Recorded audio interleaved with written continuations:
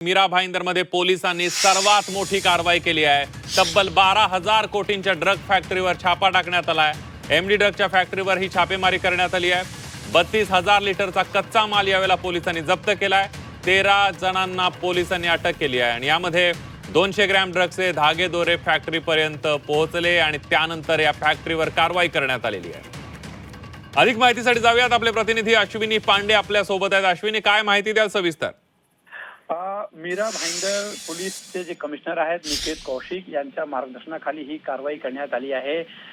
सुरुवात Kashigaon police station मध्ये 25 लाखाचा ड्रग्स पकडला गेला होता, ज्याचा 200 ग्राम ही ड्रग्स होता। त्याच्या धागे दोरे जे आहेत ते तेलंगणामध्ये एक मोठी ड्रग फॅक्टरी आहे, तो ड्रग फॅक्टरी तक पोहोचली। कारवाई करताना पोलिसांनी तेलंगणामध्ये जी महाराष्ट्र मीरा भाईंदरची जी पोलीस आहे ते तेलंगणामध्ये पोहोचली, तिथे ड्रग्स फॅक्टरी पकडण्यात आली आहे।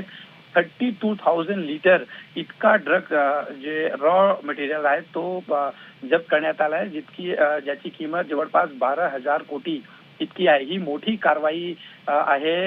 यामध्ये आपण पहिल्या सीएम सरांच्या जे आपले देवेंद्र फडणवीस आहेत त्यांचा असं म्हणणं होता की महाराष्ट्रात ही ड्रग्सची जी कारवाई आहे ती मोठी व्हायला पाहिजे, महाराष्ट्र ड्रग्स फ्री व्हायला पाहिजे। याच जे आदेश महाराष्ट्र सरकारकडून आला होता त्याचा फॉलो करताना आता ही मोठी कारवाई करण्यात आली आहे। तर 25 लाख ते 12,000 कोटी आणि 200 ग्राम ते 32,000 लिटर पर्यंत ही कारवाई पोहोचली। 13 जणांना आतापर्यंत अटक केला गेला आहे आणि आणखी लोकांचा जे तलाश आहे ते जारी आहे।